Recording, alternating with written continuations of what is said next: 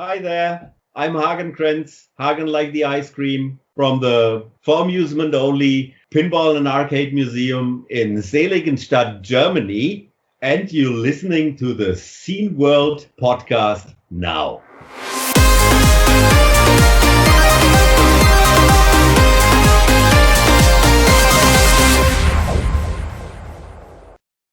Hey everybody, it's the Scene World podcast. My name is AJ. He is Joerg over there. I'm pointing at him so you can see him. Hi. And this is the Scene World podcast. In a minute, we are talking to Pavel Anokhin, who is the founder of the Yandex Computer Museum, as well as Oleg Senin, who is the technical manager of the Yandex Computer Museum. And Yandex is a big deal. It's kind of like the Russian Google, if you want to go that way. Yes.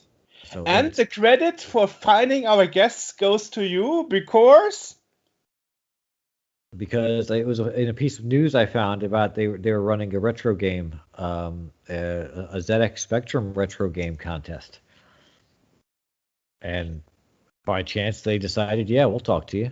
So exactly, and so we learn a lot about Russia and the Demoscene and how it all started.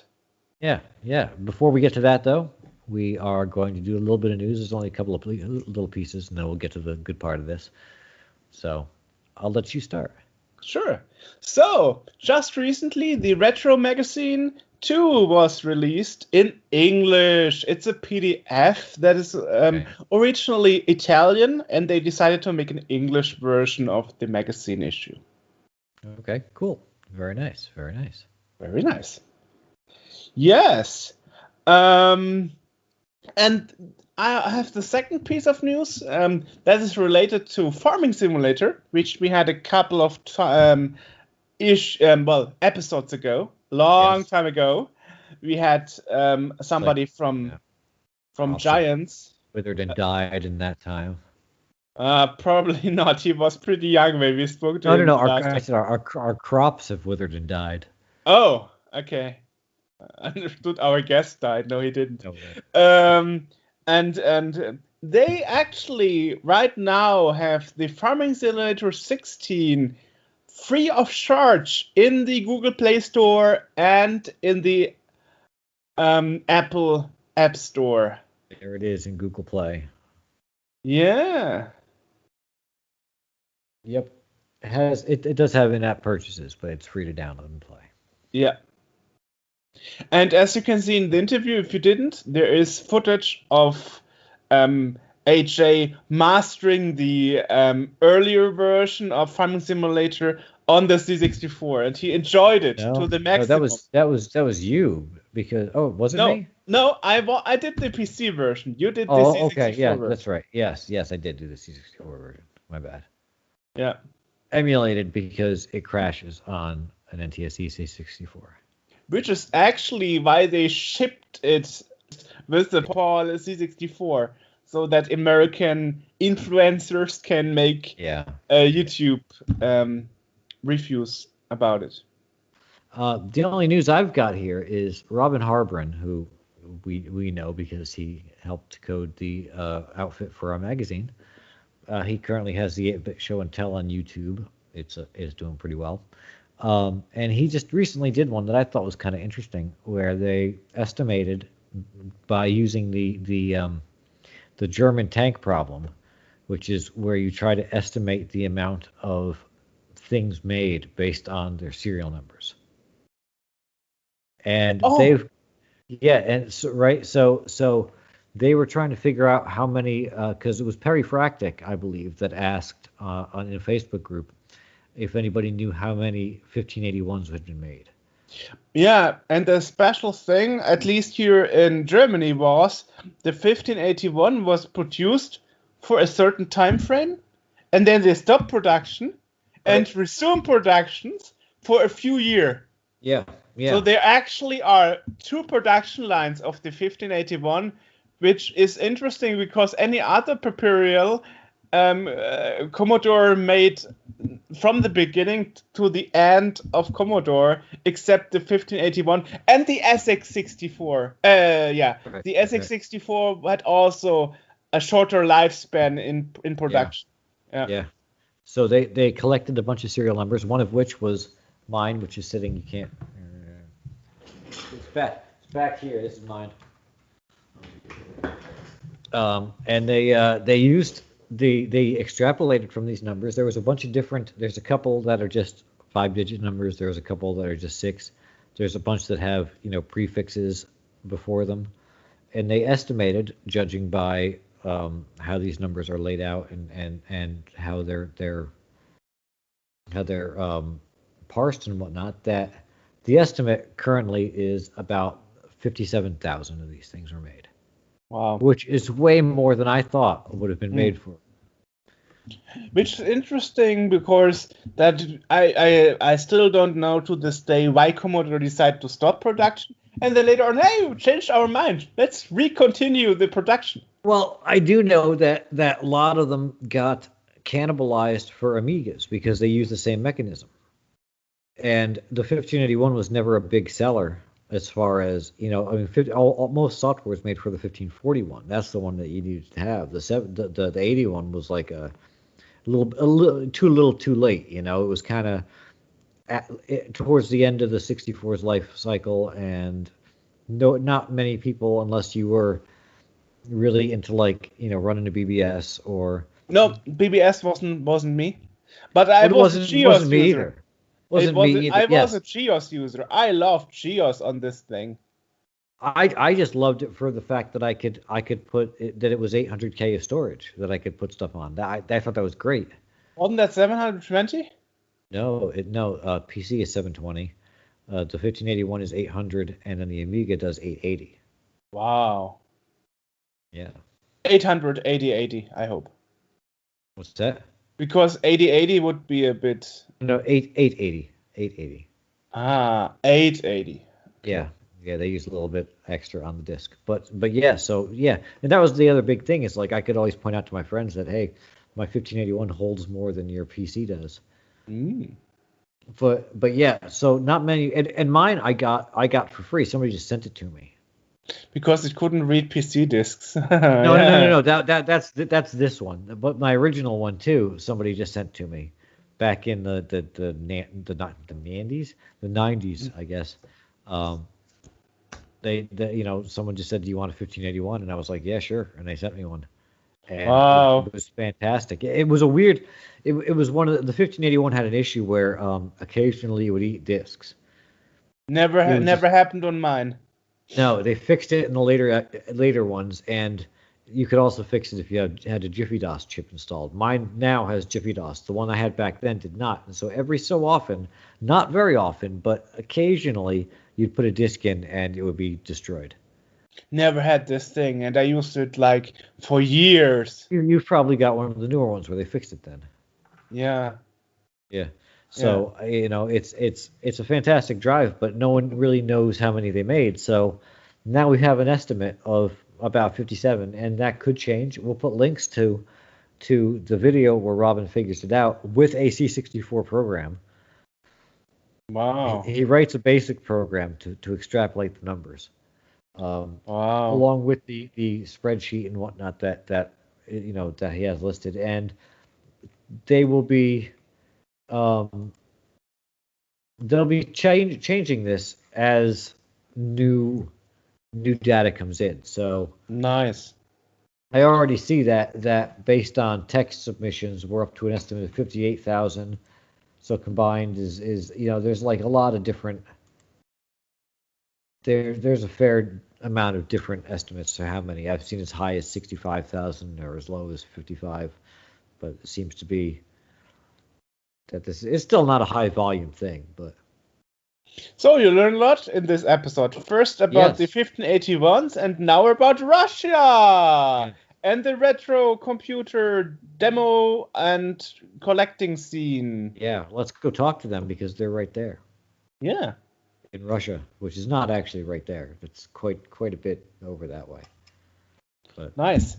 Hey, everybody. Before we start with the interview, just wanted to add one little thing. During this interview with the Yandex Museum, we don't start right at Soviet Union computer history. Yeah. Because that has already been picked up by an article from a Demoscene called AS from Russia, from the Allen Group, in Driven 4 on November 4th, 94, start in the year 95. And the reason for that is that the scene and the history of Russian computer usage, home computer scene and so on, has been covered in Driven 4, which was released on November 4th, 94 already. And there is an article about the Russian demo scene by a demo scener from Moscow who names himself AS by the Allen Group. And this contact has been made by Bill Coolhand Luke, who unfortunately died 5 years ago. Yes. And he was the first guy to make contact with the Russian demo scene.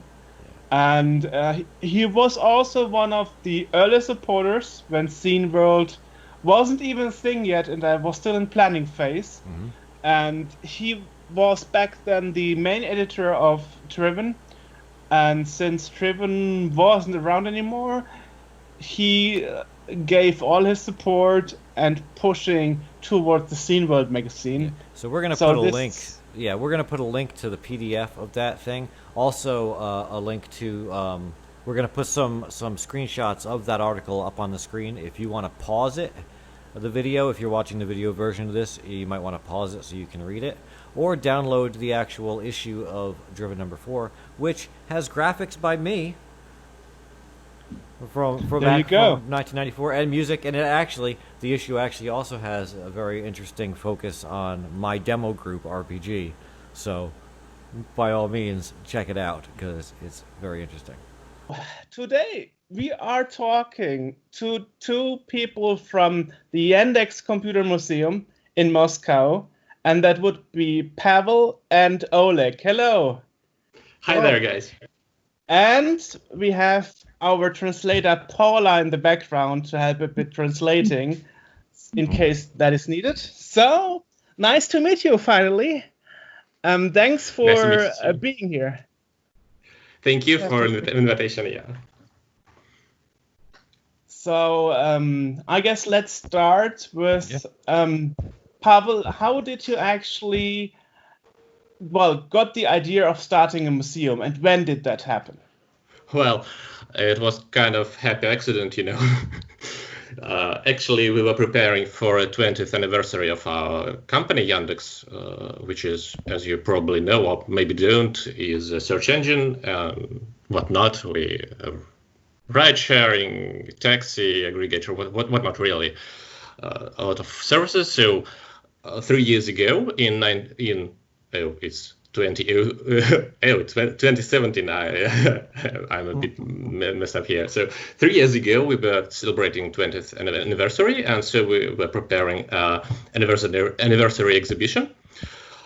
And we were scanning through all the memorabilia, and actually we found a couple of things that were relevant. It was the first server on which the first version of the web search was ran. And a copy of the first product. It was, a Bible search. It was an offline demo of a search engine. So we decided to revive it and to run it, to make it available.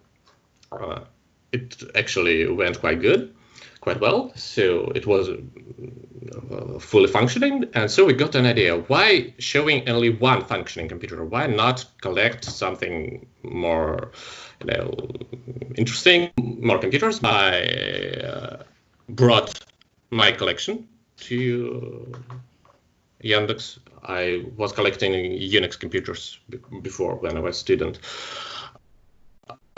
And so that's how it started. We were happy to have support of our then CTO, Mikhail Parachin, who was very enthusiastic about computer history. He used to work under Dave Cutler in Microsoft. probably know, but Dave Cutler, he is responsible for RX11, for VAX VMS, and later for Windows NT. So he was pretty much into all of it. And so with his support, and actually with support of a big part of our company, we started. At first, it was a small exhibition inside our company, only for employees.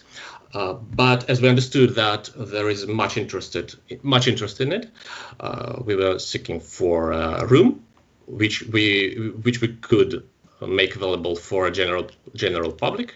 And so when it was available, actually, that's how it started in the grand scheme of things. So here we are. Nice. And what's your part of the story, Oleg? I mean, you are the technical manager. How did this happen to be for you? Yeah, it's really a nice experience. In fact, I joined Yandex company only half of a year ago, in last winter. But whole my life I tried to make demos on ZX Spectrum, because ZX Spectrum is the most popular platform in our country, and we tried to make some demo parties, and I am still organizer of one of the biggest demo parties in Russia, is the house constructions. I will tell about it later. And last year, I, with my friends, helped Pavel and his colleagues to make a retro computer festival in the Yandex museum called Demodulation. It was a pilot project last year, and we introduced to each other, and we like to work each other, and then they invited me to join their command, and now I'm here. And we're happy that Oleg accepted. Yeah. Thank you, Phil. Well, you mentioned it actually. You said you have your own computer parties and stuff, and that's interesting because Russia is not really covered a lot outside of Russia when it comes to Demoscene history, Demoscene parties, and so on. I mean, the last time this topic was actually covered on the journalistic side from within the scene was an article in the American Disc magazine Driven from 26 years ago.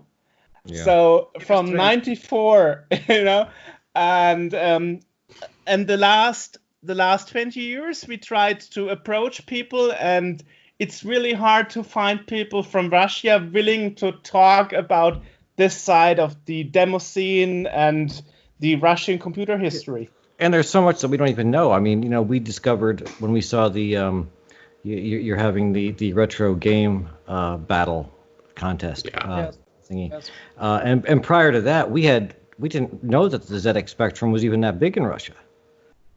Yeah, actually, Russia is pretty much a spectrum land when it comes to Demoscene. Yes, everybody knows that Demoscene comes from Commodore 64, but it was unable to buy it in Soviet Union and in Russia in early 90s.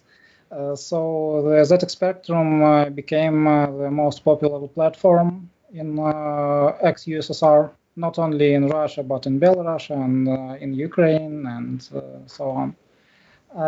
It's because it was cheap, and it was easy to copy this computer on Russian radio electronic components. Mm-hmm. So it was done in the end of 80s, and at the beginning of 90s it was produced in a lot of factories all over the country. So the first computer of me and of my friends and a lot of people in USSR was ZX Spectrum. Interesting. Yeah. Well, I mean, the Russia even made the biggest game on the machine that is only available on Sector Spectrum in Russia. It's called Aggressor. There you go. Aggressor. Yeah. And it's told to be the largest game on this platform on the Sector Spectrum. It's only available in Russian, and there's an English demo for it, but it has never been translated. Yeah, so it's called. I should say that there's not only one big game for ZX Spectrum made in Russia. There are a lot of games also. For example, Black Raven, as I said, it's by Vyacheslav Mednonogov, and UFO is Enemy Unknown, and Kolobok Zoom 2, and Posse, and a lot of games really. And they are a lot of people still making computer games for ZX Spectrum. Yeah, it's an entire ecosystem that we in the West don't really get to see very much because, like I said, before a couple of days ago, we didn't even really know that the ZX Spectrum was big in Russia, and Europe and the U.S. for the most part kind of shared the games market. There were some differences, so we didn't get all the things Europe did, and Europe didn't get everything that we did. But then there's parts of the world where it's a whole different ecosystem, and we discovered this when we talked to people in South America, how it was Peru, especially a completely different ecosystem with a completely different games market and a whole different cracking scene and whatever. And I imagine Russia is quite the same with a huge collection of games that Joerg and I have never even seen or heard of. Quite so. Yeah, I actually wonder.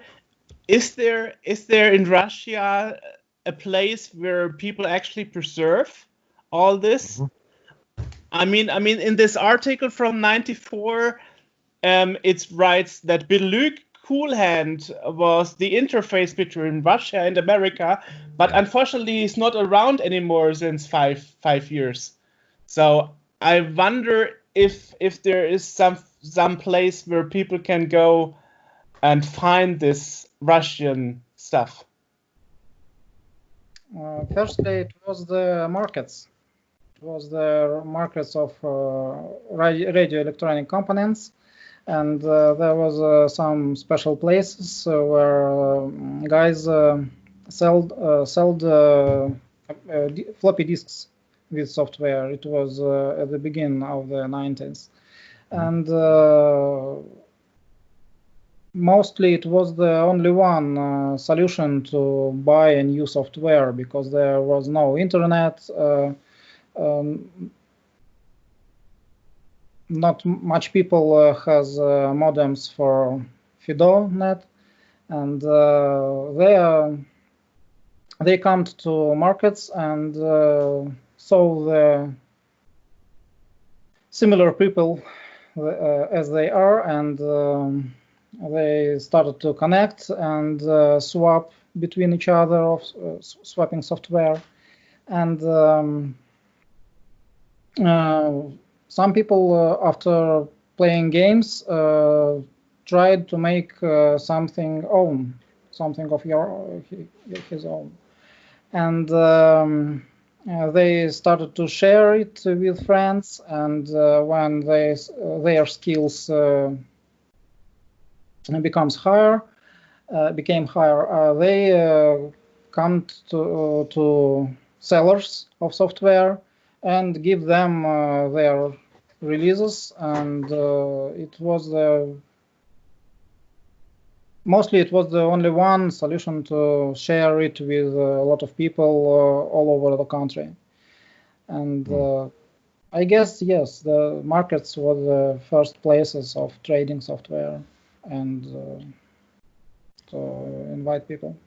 Я тогда еще немножечко вмешаюсь. Вопрос еще, там еще немножко в конце был, есть ли какая-то система, которая позволяет вот это все сохранить, то, что было наработано еще тогда за многие вот эти вот годы, начиная там с 90-х, конца 80-х и так далее. Полин, я тогда на русском, можно? Да, конечно.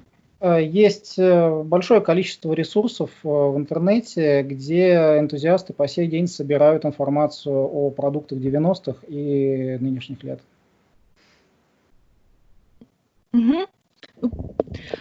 Basically, we still have, even though we didn't have internet back then, we still have a lot of internet resources now in Russian that help us to preserve the software from years ago.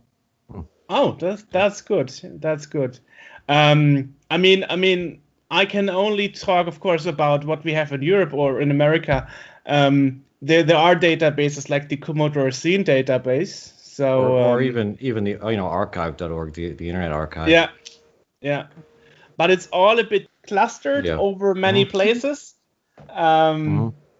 So. Yeah. And I mean, and you have this language barrier. I mean, when I look at Russian stuff, I'm like, oh, Cyrillic. That's a problem. For example, you can visit zxart.ee, is the Estonian website of Dmitry Ponomarev. His nickname is Moros 1999. And he collects the software in his web resource all over the country, in Estonian country, in Polish, Ukrainian, Belarus, and of course Russia. And I think nowadays it's the biggest collection of ZX Spectrum software ever exists. Because we have a lot of side resources such as vtrd.in, World of Spectrum, PoetNet, for example, of course you know it, and yes, and Dmitry wrote a web parser which collects the software from all these resources and integrated into his database. Wow! So it definitely have to check that out. Yeah, definitely. We'll put links to everything in the description of the podcast so that everyone else can check it out as well. Finally, we're getting some info here. Yeah. You know? All this thing, I never knew who to ask, like, where can I get this stuff, Finally, we are getting all this info. Yeah. The only thing that really came across from Russia was that you had a big market for the NES. I mean, AJ and I, we did a special edition on the Dandy, and the Dandy was a special machine because it was made in China for Russia, and China uses a 50 hertz PAL like we do in Europe, but you Russians had CCAM, and most TVs couldn't display the PAL broadcast standard, so you all played the games in black and white. And not only this, but the games, the cartridge format the Dandy used was from the Japanese system, the Famicom, which actually is a 60 hertz machine. So most games would run too slow, or even crash. That's amazing. I mean, Joerg, were you West? You were West Germany, right? I'm West Germany. Yeah. Okay. I was just curious if there was any pleasure. Pleasure of learning ZCAM. Yeah. Yeah. No, I was just wondering if there was anything that carried over into East Germany during the Soviet years. I was too young to even know about that. But I found it interesting that, for example, most versions of Prince of Persia on the Dandy just crashed because it was made for the Japanese Famicom, which had the same cartridge slot as the Dandy. So I never understood why the Chinese never thought about actually making a machine that can run the games in the right speed and not crash the games. I found this super funny. Or for example, there is RoboCop 4 on the Dandy. They just used RoboCop 3 and crossed out the title screen and wrote 4 on it and changed the color to black and white, and there you have RoboCop 4 for the Dandy. like how crazy is that, you know? So I wonder, you as kids, you obviously didn't know what you were getting, you know. You didn't know that it was not that good what you got. Of course, it was not fully compatible, but it was a good compromise to run most of existing games in Russia. You said correct about differences between TV signal standards. So yes, Dandy it was, and it was cheap. It was very cheap. In fact,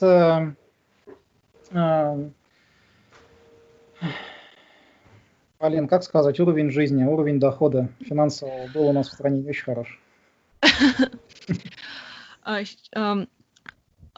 Basically, with the living standards that we had back then, it was a good compromise to have at least something rather than nothing at all.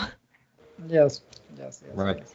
It was a way for us to enjoy those games, even if it wasn't perfect. Yeah, that. The good thing is when I got my Dandy, the postal service couldn't read Cyrillic, and they didn't even bother. They said like a package from Russia. I can't read anything of it. Here you have it. I don't care. Take it. You know. That was the easiest way of getting my parcel from abroad, because normally it's reaching customs and then you have to attend it, open the parcel. But with the Russian parcel, it was pretty easy. Nobody bothered as soon as they saw Cyrillic. So, do you have it now? Of course, I have it. Yeah. But I have to use an adapter because the pins of the power plug are too short for our power outlets here in Germany. So I had to get an adapter. Yeah. They are still in production, you know. Really? Right. Yes. Yes. Yeah. But it's of course not as good as the original. Yeah, we did a stream, I believe, wasn't it? It was a Twitch stream where we went through, with the Dandy, yeah. Yeah, where we went through and played a bunch of games. And that is why whatever games he could find. Yeah, that is why I know about the games being not so good, because I got a bunch of them like, oh my god, they are crashing. How can they sell this? You know, funny. Alrighty. So now I would like to know, you spoke earlier about a Demoscene party and even having a party at the museum. I don't know if you can relate, but in which way are Russian parties different from what we have in Europe? I wonder if you can relate to that, or if you have any way of explaining. Yes, of course. Well, let's also preface by saying that, you know, when generally again, we'll bring in the U.S. into it, when we have when there is a party or something in the U.S., it's really more of a user group meeting. Yeah. It's some guys that sit around and they might trade some hardware or something, but it's not the full blown demo party experience that you get in Europe. Yeah. That's a thing that doesn't really. There have been a couple of American demo parties like that, but it's rare that the C64 or any of these older machines are included in that. And that's the big difference. Like in the US, a lot of people tend to be users, where they don't produce things on it. And so the meetings are more of a, you know, learn how to do your taxes on the old computer or something. Whereas in Europe, it's let's get drunk and make a bunch of demos. Yeah. Which is way more fun. Yeah, in a Demoscene party in Germany, for example, there's always a group of people screaming Amiga, Amiga, as soon as an Amiga demo is shown in the competition, you know. Yeah, this part definitely crossed the border, you know. So I hope you have the same things there. We also scream Amiga as loud as we can.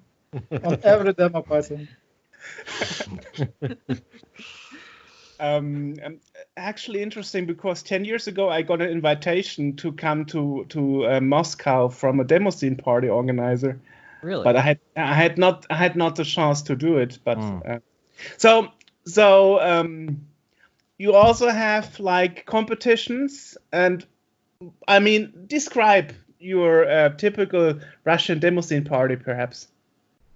We have a lot of them because the demo scene in Russia started in 1995. The first demo party was an Enlight 95. It came from St. Petersburg, our city, and it was not so big. It was a pilot project.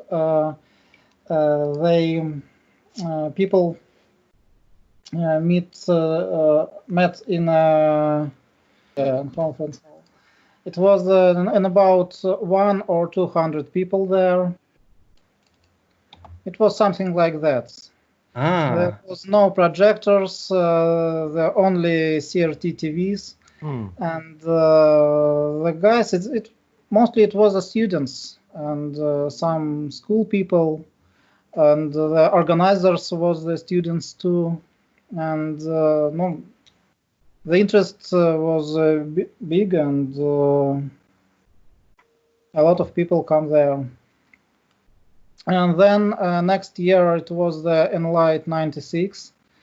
It was in the St. Petersburg Military Sea University, and it was something like that, And the third demo party was the Enlight 97, and a lot of people came there. It was in about 1,500 people. Wow, that's quite a jump. That is. Yeah, it was a really big demo party, but organizers was not ready for such a lot of people, and they had to cancel the second day of it because it was a lot of drunk people was there, and they made big problems with the administration. And then the next demo party was Fun Top. By the way, I made slides, for example. Nice. Yes. First 3 demo parties and lights was in St. Petersburg, and the next demo party, Fun Top 1998, was in Moscow. It was only one demo party which spent in Moscow. And it was in school. It was in summer. The students wasn't studied, and a lot of people come there. I guess it was in about 400 or 500 people, and there was a lot of technical problems because, for example, in the middle of the first day of demo party, the electricity wasn't down, and the organizers had to get the electricity cable and to connect it to nearest house. They buzzed in a door of a random flat and said that we have a party, we have a lot of guests, but we have no electricity. Help us, please. And some random people gave them opportunity to take the electricity to party place. And then next year, some of guests of Fun Top decided that we can also do our own demo party, and some groups started to spent the demo party in their own cities. It was the house constructions, 1999 in St. Petersburg. It was the Die Halt in Nizhny Novgorod, and it was the cafe. It's the signature of Computer Art Festival in Kazan, and the Paradox 99 in Rostov-on-Don.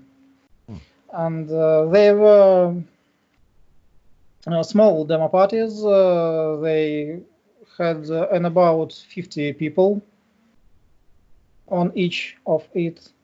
And next year, the main demo parties was the house constructions. It was the mainstream demo parties from other. There was a Millennium 200 also, and Final Shock. It was online demo parties. But Paradox and Millennium in Belarus, they were real parties, but with, I guess, 100 people maximum. You had online parties 20 years ago already? Yes, yes. Not bad, not bad. Yes. And the next year in 201, it was major demo party also Chaos Constructions, but some of new parties started, not Rauka, for example, ASCII and Antic Toy in 202, but the cafe was the mainstream demo parties in 2002 and 2003 in Kazan, and House Constructions was cancelled this year's, and a lot of releases was in Tatarstan, in Kazan. So from 2004 till nowadays, House Constructions was the biggest demo party in Russia. And for example, this is a history of other years. Wow. Yes, and I joined the org team of Chaos Constructions in 2005, and we spent all this year. I did 8-bit compose there, mostly ZX Spectrum, of course, but not only. From 2007, DeHalt became such mainstream as the Chaos Constructions, and till nowadays, this is the situation in Russia. Last year was one of the biggest demo party was a cafe. Also, it was resurrected from 16 years of silence, and this year COVID makes us unhappy to spend yeah, everybody's struggling. Yes. So DeHalt Lights was the first and only offline demo party in Russia till now. It was in January. So we're waiting for Chaos Constructions in the end of August. And of course, our own Festival of Retro Computers Demodulation, which we announced not so long time ago. It will be in October. And I don't know, would it be online or offline, but it will be spent, I promise. Wonderful. Yes. Wonderful. To be honest, I'll show you.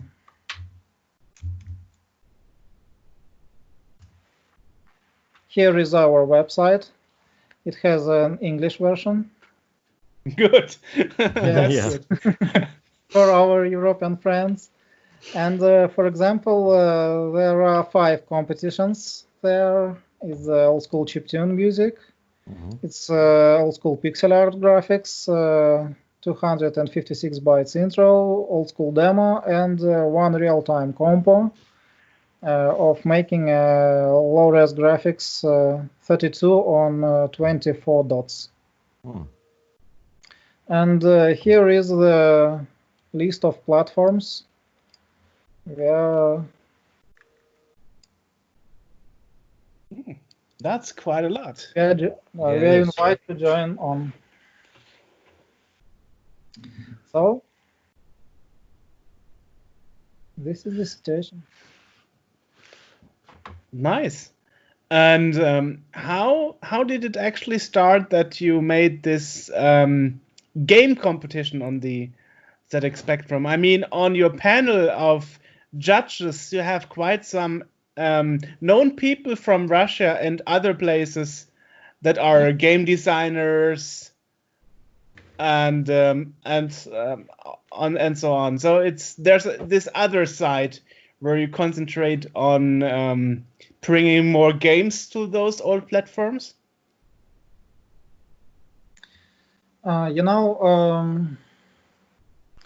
This story was started in 2014. One of the first organizer of Yandex Retro Games Battle wasn't in Yandex company yet, but he decided to spend his own competition, and he named it as Retro Games Battle, not Yandex, just Retro Games Battle, and it was spent with a big, not so big, but it was successful, really successful competition. It was in about 10 games there, and the organizer had prizes for competitors. So then we had another competition named it as Tvoya Igra. It's your game on English, and it was spent for 6 or 7 years, I guess. Also, so a lot of people are interested to make games, their own games. And last year, when Dmitry is the organizer of Retro Games Battle in 2014, he joined the Yandex team, and he decided to spend next competition in 2019, and Yandex Museum helped him to do it. Well, we saw it as an opportunity to bridge a gap between Yandex Museum and the Demoscene. We were pretty separate, and we didn't know the retro sceners very much.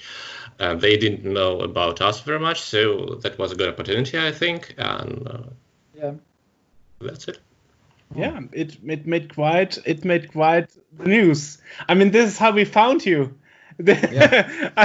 Over this competition, like HA actually found you, right? Yeah. It was on Vintage is the New Old, and you were like, hey, there is this Yandex Computer Museum making a retro competition for games. I'm like, oh, nice. Let's write to them. Yeah. Let's see. Just like Yandex. Wait, Yandex?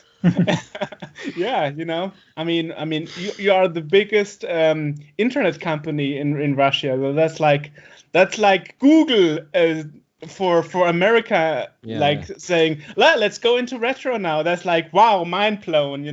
I mean, I wouldn't have expected that. So Pavel, how was it for you to make this museum happen? As you are the founder of the museum. Because HA and we spoke to a lot of founders of the museums, for example, in Switzerland and Germany, and they had a lot of, for example, the Bolo Museum had always a financial issue, like finding rents to space that are cheap enough and that are in good conditions, so the machines wouldn't rot away because it's too much humidity in the air or something. So I guess since you are part of Yandex, you had a pretty easy going. Or were there some obstacles as well to it certainly helps a lot. You're totally right. These issues exist very much in Russia too. We are not the only museum here as well, but it really helps to be a part of a big company that can afford to rent a space, to fund purchasing of computers, to fund repairs and the stuff, and to hire people and to work on it. So yeah, that totally helps. I didn't see it coming. I was dreaming all my life to start a computer museum, but I understood very well that I don't have the necessary resources. But then it just happened, and how cool is that? Yeah. Yeah, that's similar to the Bolo Museum that happened out of university just by accident, you know. So Yeah. sometimes this is how things go. I mean, for example, in Germany you have these problems like you need buildings that are cheap and have air conditioning. Like air conditioning in Germany, not so common, you know. But I guess as you created, as I understood, the museum out of Yandex, you could ask your employer basically find me a place where I can put the museum in.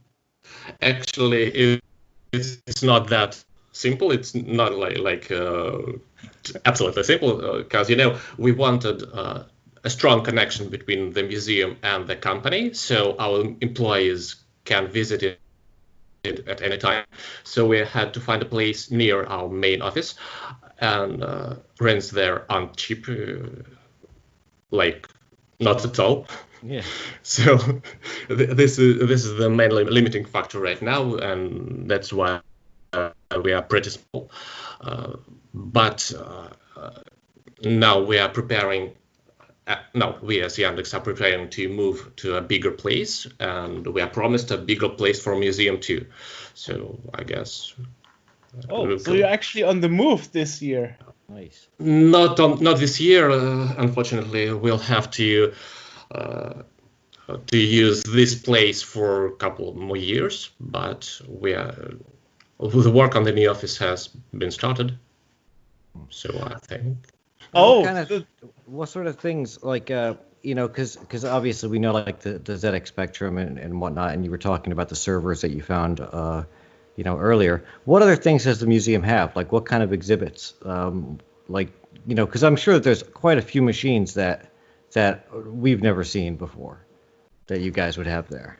A lot of exhibits. The first exposition was mostly focused on Soviet computers. Mm-hmm.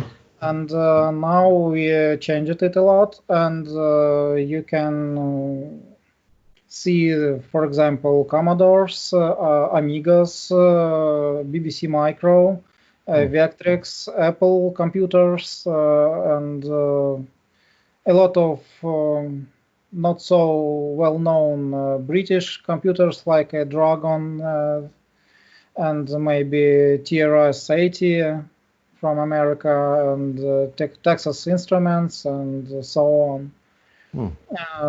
And some people who come in the museum see what we show and say that, oh, I have the similar computer as this one in my flat of my parents, for example. Can I bring it to you? I don't want to bring it to garbage. Yeah.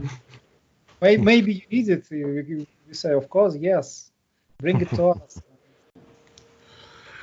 To generalize a bit, we could probably say that the current exhibition is centered about 8-bit micros, while the previous was about Soviet computers mostly.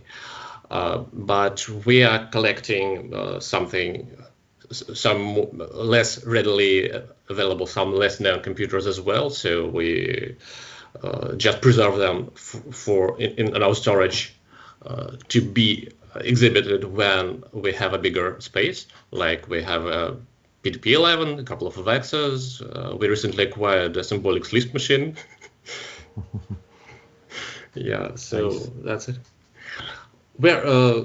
I have to admit we are not big, but I think we have to start somewhere, and yeah. And how do you go with repairing? For example, here in Germany, it's hard to find people that can still repair CRT monitors. That is almost impossible to find. So how do you solve this problem of finding old repair guys that are helping to keep the computers and the monitors running and so on? We still have such guys who can repair it in Russia. Okay. So it's more a problem of the country rather than. The economic problems have their upsides too. The older tech was relevant for a longer time, so right. People who know what to do with this older tech are still around. Yeah. You know, just my arcade machine. It took me years to find somebody repairing this monitor in it, you know. So I know what I'm talking about. And most people are like, trash it and get a new one. I'm like, no, you can't get a new one. That's not so easy. Well, you said you are small, but it's the beginning. So and you also said you are interchanging the exhibitions topics. We are. So what kind of topics can people expect? Well, people really don't know what to expect because we are setting a trend here, I might say. So we just rotate our exhibition in topics. So yeah. There are some topical museums in Russia, like a museum dedicated to Apple computers and so on, but we strive to preserve a broad spectrum of computer history, because I believe this is the point of it, to preserve the context, to put everything into context. And to do that, you have to work on the broad spectrum of things. Yes, we cannot put everything on exhibition at one time because the limiting factor is space. So we will rotate our exhibitions to cover the topics that we find interesting, that we find important to understanding of computing history in general and in Russia as well, in particular. And I wonder what's the general perspective. I mean, when I go to Gamescom or other events here in Germany, people are actually surprised that there's still new software and new hardware developed for old machines. Yeah. Like, oh my God, you bought this piece of hardware yesterday? You know, card readers, hard disk drives, flash card readers for such old computers. Why? Why on earth would you invest money for it? You know. How is the perspective in Russia? Are people aware that you can still buy new stuff for old machines? Well, obviously the general public isn't. Yeah. I don't believe it could be the other way. But I think that the general sentiment is that the retro things are cool now. So right. The people are not too surprised that people are spending money on the retro things, on the retro computers or retro like anything. And this really helps. Yeah. It's the same like in the rest of the world, where since the last 10 years, like, well, you need a new joystick, no problem, here you have it. Yeah. Like, so you don't need to get your old stuff out. You can get it brand new for the old machines. Wonderful. the last 10 years were great in progress in simulators and software stuff. I guess it's because of the fact that the actual old hardware is not as readily available as it was like 20 years ago. So the people who are interested in computer history have to find the ways to run software. So they write simulators, they do hardware complements to their systems and so on. And this is great. That's an actually interesting point. When I was in Brazil 8 years ago, I was in an arcade and I played Street Fighter 2. I was like, that's not right. That doesn't feel right. That doesn't look right. And then there was a technician, the arcade technician, and he opened the machine. It was just a PC with MAME emulator. I go, oh, that is why. So I wonder, how do you guys see it as a museum? Just putting in MAME on a PC to preserve the game, is that right? Or should you rather invest money and time and energy in restoring the boards, the original arcade boards? What's your perspective of it? I think the second solution is right, because emulation is it's not the true story. It's not the not so soulful. It's not so nice, I guess. So we're trying to restore the canonical configurations of devices. I'd say that if you can go original, you should, but there are cases when you cannot, like when the computer in question is something really old, really big, like, PDP-10, and you just want to run the software because, the software is an exhibit as well. So there are cases when simulating is all right, I guess. So it's a better solution than not having it at all. Okay. Totally.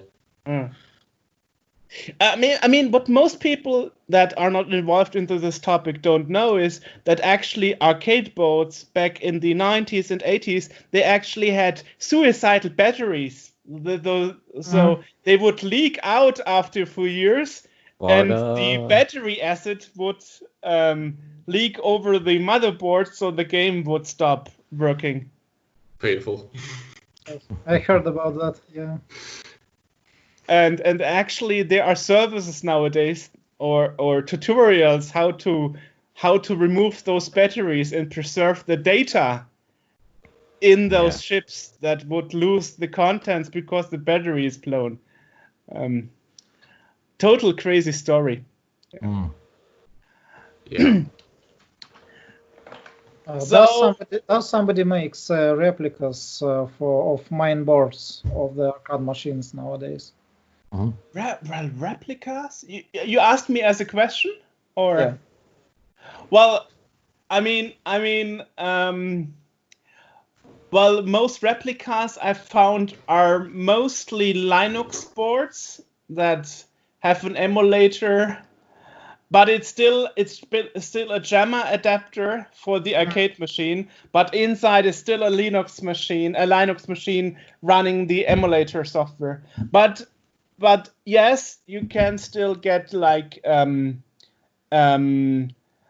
Super Rally X or Pac-Man in a JAMA board, but it's not the original board. It's more like an emulator running the ROM files in it. Okay, I see. Thank you. Yeah, and of course now bootlegs are much more common here in Germany because the original boards are getting rare. Now even the bootleg is costing 192 euros for Aliens, because the original is so rare already that the bootlegs are getting higher in price. Yeah. I wonder how long it'll take before someone. Yeah. I was gonna say, I wonder how long it'll take before someone does reverse engineer and produce a new board for these things, because we've seen it with, the Amiga has a couple of new boards out. The C64 has the Reloaded. There's so many people that are looking at the old boards, and it's just, they're generally simple circuit board layouts, and all you got, and with the technology today, all you got to do is just replicate that and send it off to be made somewhere. I'm not so sure if it's so easy. I mean, if you look at arcade boards, many are like 3 layers, 2 layers, sandwich boards. Right. No, I'm not saying it's easy. I'm just saying that I wonder how long it's going to take before someone actually does do that. Well, the problem is that Sega and Konami and all those big companies in Japan are still in business. Yeah. I guess they will do everything to prevent that from happening. You think? Copyrights wars. Yeah. I mean, probably it's a bit more relaxed in Russia, but I don't see it happening outside of Russia, actually. Yeah. Now you're smiling. Well, Russia nowadays it's about as strict as everywhere else in the world, but there used to be time where basically nobody cared what was happening in Russia. Like this is not video game related, but it's a similar story, because in the early 90s we had I think about 3 or 4 unauthorized sequels to Tolkien's Lord of the Rings. And it wasn't just fan fiction, it was professionally written, it was professionally published. There were publishing houses who looked at it and so, yeah, it's basically a sequel to Lord of the Rings. Yes, of course, let's print it. And nobody, copyright, what's that? And basically Tolkien's estate was Russia, yeah, what's that? It's like somewhere near to closer to Mordor or something like that. So because there basically wasn't like any market value, and so people were very lax on those things. Now it's not the same. Right. Thanks for this addendum. Yeah, that is why you were smiling. I have no idea about how the situations are in Russia nowadays. Yeah, and that's, again, despite the fact that, so much has changed from what we knew of back, in the 80s and stuff, there's still, it's still kind of closed off in that we don't get exposed to it much here anymore. We get, lots of, especially in the U.S., it's lots of, like, oh, Russia's doing this, and Putin, and blah, blah, blah. And it's like, yeah, well, that doesn't reflect, the actual, I don't know, it doesn't reflect the people and what actually occurs in there, Right. Yeah. And back to the point about whether you can reverse engineer something or not. I guess it depends a bit on the culture of the company. I mean, for example, when Super Mario Bros. Was converted to the C64, Nintendo put it down. And when somebody worked on a new Sonic game, Sega actually approached them and said, like, hey, let's work together. Let's make this commercial. Yeah. Let's call it Sonic Mania, Don't stop your project. Please continue. So it's a total different perspective, Yeah, it totally depends on the company and the in question. But, there are things like company gets sold and purchased, and the new owner has other views on the IP rights, and that's what we have with the digital equipment company, Corporation Legacy. It's very much in a gray zone, so nobody knows what we can do with all this, all software. And I wonder, for the museum, do you have any border where you say this is too modern to preserve? Or do you preserve everything from the latest high-end PC to... Well, not really. I don't believe that the current top-level PC is worth preserving due to the fact it's readily available. So for me, the border isn't really the age, but the fact that the computer or the software is interesting isn't really readily available. So, for example, we have a very new computer in our museum. It's called Elbrus. You may have heard of it, or you may have. It's a Russian computer developed by entirely in Russia. It has its own instruction set architecture. It's not compatible with anything. It's a very long instruction word like Titanium, but it has tagged memory like Lisp machines. It's really weird. So it's new, but it is really interesting. So we have it. There's my guideline, like how I define it for myself. Right. And by the end of the year, Flash is dying out. Adobe announced that on December 31st, 2020, Flash will stop being maintained completely. So that's something you can look into. Flash games. Flash games and applications. For me personally, good riddance. Yeah, I concur. But I guess Flash is more the topic of the Internet Archive. They are more into those things. Yeah. I wonder, is there something you had to reinvent to preserve?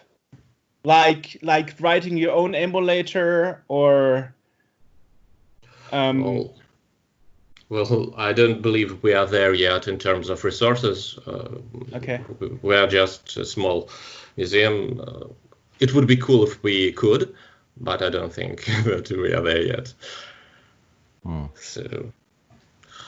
By the way, I'd like to do something like that, but I don't know. Can I find time for that? Yeah, it's really time consuming. Yeah. But I personally is really interested in the to preserve this computer legacy in re-implementing something. There are a lot of very interesting projects like re-implementing computers in FPGA or something. Yeah. It's not an emulator in the strict sense. It's not the original hardware. It's a gray zone like that. But it's a re-implementation. Yeah. So I think that's really cool. That's kind of a battle. There's always a battle. What is better, re-implementation, emulation, the real machine? I think I would go with the real machine and then re-implementation before emulation. That's why I still want the Mega 65. I still want a Commodore 65, and I'll be the first on the list when they start selling them. $800 euros. You missed your first. Well, that was the developer package. I want the actual one in the actual case and everything. You know. So let's talk a bit about the Yandex Retro Games Battle 2020, which is how we discovered you guys originally. You know.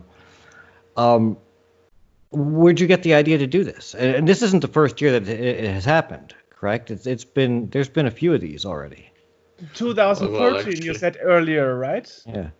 Well, actually, yes, but in Yandex it would be the second competition. So we had only one, and I guess we have made a mistake of not advertising it except in Russian.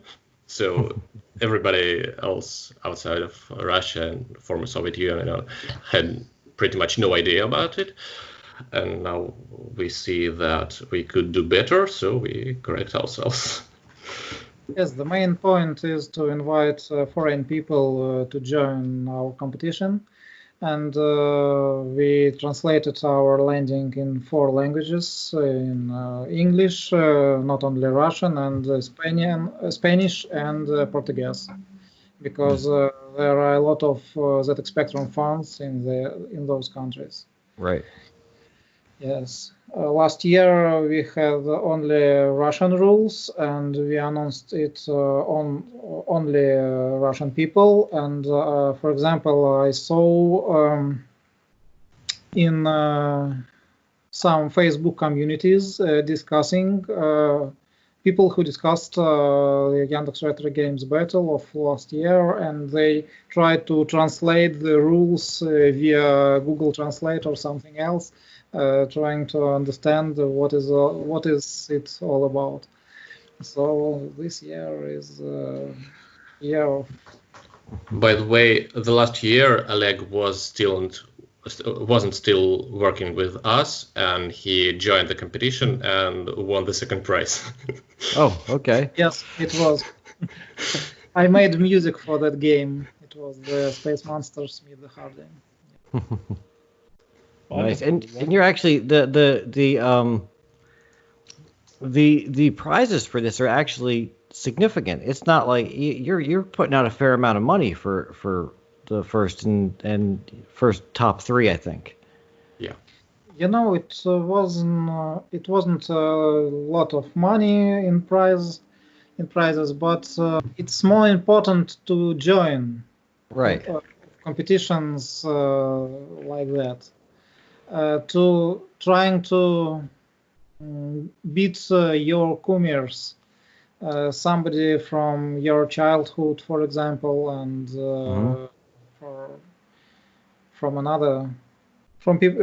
to people from another countries who is involved in retro scene too, and so on. But then, if our prizes can motivate people to join, that's well. Yeah, but even it's not. I think the top prize is in I guess that's 80,000. Is that rubles? Yeah. Yes. Yeah, but which comes out to about $1,100 US, which is still, I mean, for producing. Even back in the 90s when I made software, it was generally like if it was published, it was $40 I was making, or maybe a couple $100, versus, this is more than for creating software on an obsolete, non-supported platform, and to be able to make that kind of money in a prize is still like that's significant. That's not bad at all. Even the third place is $580 US, which is a goodly amount. Mm-hmm. So that's significant. That's really a kind of like I kind of want to get into spectrum coding now. Maybe next year you can participate. I need to buy a car. I need to get working on this. You're welcome. Definitely are. I wonder how did those people, as I said, you invited people for the panel that are not part of the Russian demo or gaming scene. How did they react? Did they were like, wow, an inquiry from Russia? Who are those guys? Or were they fully aware? I mean, what kind of reactions did you get when you sent out the invitations to the panel judges? The most parties of Europe is not available for most of Russian people. So I think why not to do vice versa, for example. And remote entries are allowed, of course, and I think that the reaction would be kindful. Because we are doing the same things as they are, and why not? Interesting. Pavel, you said we are not big yet as a museum, but we are getting bigger. You said you are building a new location. So, what are your plans for the future, if we can predict a bit? Well, to become the best museum of retro computers in the country. Yeah, sure. Why settle for less? Yeah, kind of that. To grow a collection, to grow a space, to grow our space, to become better known. So that's just plans for expansion. to preservation of more and more computers and of more and more software. Yeah, like that. When I was emailing with you, Oleg, you were kind of excited to share this Russian information outside to the world, right? Yes, I'm very proud of it. Thank you, guys. So from the other perspective, you were aware that outside of Russia, people don't know much about what is going on in your country. I wasn't afraid. It was really strange for me because we are living in 2020 and the century of internet, and it's really strange that foreign people knows not much about Russian. Right. Yeah, it is very, very unusual, and I don't know if I don't know why that is. But yeah, it's a fascinating scene, and it's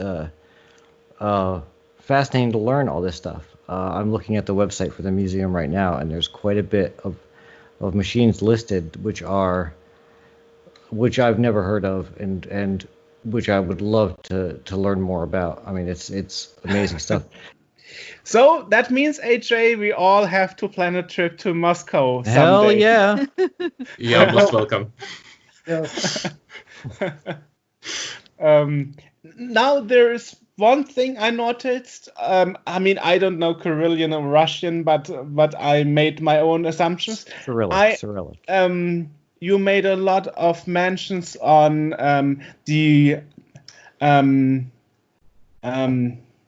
Academy, Yandex Academy, on the museum page. I wonder, what is this relation? Yeah, you see, we at Yandex have several educational initiatives, and Yandex Academy is one of them. It's about teaching people to program, to code, like that, and like all kinds of people. So we just collaborate with them, and when we produce our own videos, we publish our videos on their page. So we pretty much like that. For example, a couple of months ago, Oleg made a series of webinars on programming for ZX Spectrum. It was in Russian. I don't think if it could be useful for your audience, but I believe it's now translated into English, so why not? I also want to point out that they say it correctly by saying the ZX spectrum, not the ZX, as Joerg likes to call it. Okay, thanks. Sorry. Yeah, because it's a British machine. Yeah. So interesting. And I also you have interviews with inventors of those old Russian computers. Yeah, it was a really interesting evening. You see, one of the people who frequented our museum studied under one of these guys who developed that old machine back in 1980s. I think it's really interesting to be able to talk to people who designed a computer, especially if it was influential. And that computer really was influential in Russia, because it was probably the cheapest you could go there in 1980s. Most people just soldiered that computer themselves, but later some factories began to produce them on the industrial scale. It was rather primitive computer. It had no graphic mode, but still it was a computer. And a lot of people began writing programs for it. So for many of us, it was the first computer. And the nostalgia is really an important part of our hobby. Yeah, yeah. So when we were able to invite those guys to Yandex and to run an answer section and all this stuff, I believe that was cool. They are really nice people, nice old gentlemen who remember a lot, who obviously know a lot about the state of things in the Soviet Union in regard to computing and electronic components and all that stuff. Right. So that was really cool. So for you guys, it was like a child's dream coming true to talk to those inventors. Absolutely. Yeah. They're doing your job in Russia, Joerg. Yes. Yeah. I interview some pioneers and inventors myself. Yeah. Yeah, That's great. True. That's true. Yeah, it's interesting. I mean, such people are meanwhile in their 80s or 90s. You know, when I spoke to Forrest Moser, who invented the speech synthesis, he was 88. You know. And he's still around inventing stuff and manufacturing stuff and so on. So it's great. Interesting. Cool. Yeah, Really cool. And those gentlemen are still teaching, you know. Yeah, it's true. Many are still working for universities, you know, teaching students about old technology. Yeah. Which brings me back to the discussion we had earlier about emulation or re-implementation. I think the generation after my generation, they will even not know how the original machine behaved, or CRT monitors and so on. And then you could say either it's not important anymore, or you could say now it's even more important to preserve the old technology, depending on how you see it, on which side you are, you know. So, well, as a museum, as I said earlier, I believe it is important to preserve it as original as you can. But if a person is just an old tech enthusiast, I think it's just as well for him to have an emulator just to play around with the software he wants to play around with, or just to have an FPGA sitting on his desk when he cannot afford to plug his PDP-11 on because of electric bills and stuff. Like, why not? Right. So, what is the computer or the software you own that you are most proud of? The most rarest thing that's hard to get by that you have? Well, that's a tricky question, you know. That's why I ask it. Well, maybe it's about list machine. No? Yeah, I generally like talking about the most recent acquisition, which is in my case the Symbolics list machine, which is really rare by the way. It's not exhibited as of now. It's sitting right now on my desk as we speak, as I'm preparing the exhibition. Yeah, it's a nice little machine. Not seen too frequently anywhere, but virtually unknown in Russia. So I guess it will make a great exhibition. I personally am very interested in DEC legacy, Digital Equipment Corporation. So I like our micro PDP-11 and our microvaxes and all this stuff. And we even acquired a thing called SBC 6120. It's a re-implementation actually of PDP-8, which is a weird little machine. It has 12-bit words. It doesn't have byte addressing. And, wow. And while it is a re-implementation, it uses an original microprocessor, 6120, made back in the 1980s, and it was used in original digital machines. But the motherboard and all the stuff and the panel is new, so yeah, halfway between original and re-implementation and whatnot. And nice. It runs the original software. Yeah, I like it very much. And Oleg probably likes his spectrums.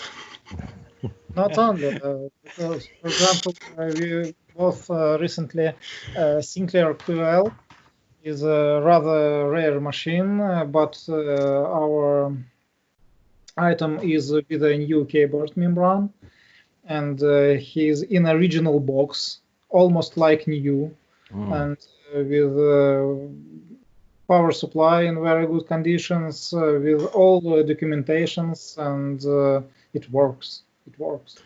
And we both for them micro drives.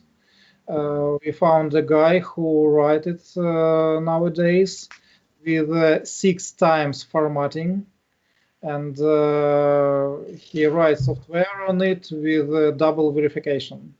Because the micro drives are not so good to store software on it, but this guy doing all his best to prevent the damage software. Well, okay. I believe the thing is that the things that we find the more exciting are the things that you might find the more dull, because they are more readily available in the West and vice versa. So, yeah, the thing. So, you said that you browsed our website and saw machines that you haven't heard about, and you were intrigued about them. So, for example, we still have and run my first computer, which was a Soviet-made machine. It was a home computer built into a keyboard like C64s and Spectrums, you know, but it was actually a PDP-11 clone, which is probably why I'm still so fond of them, of PDP-11s. So, yeah, things like that probably aren't very well known in the West, but they're much more common here, and so we are not so excited about them. Like, yeah, we have millions of them, you know. Yeah. Like that story, AJ, you had with Bill Hurd, yeah. right? Yeah, yep. About the Commodore's 128 problem. Yeah. And he was telling you, like, don't bother fixing it. Yeah, just buy another one. We made billions of those. That's true.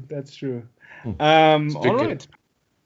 So, I don't know about you guys. From my side, yeah, we got it pretty much covered.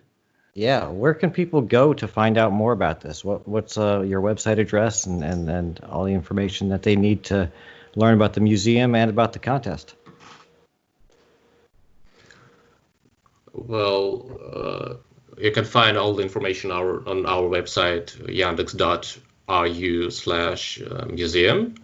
We have all the links to the competition, to the information about our museum, to the terms of visiting. By the way, we don't charge for the admission, and I'm proud of it.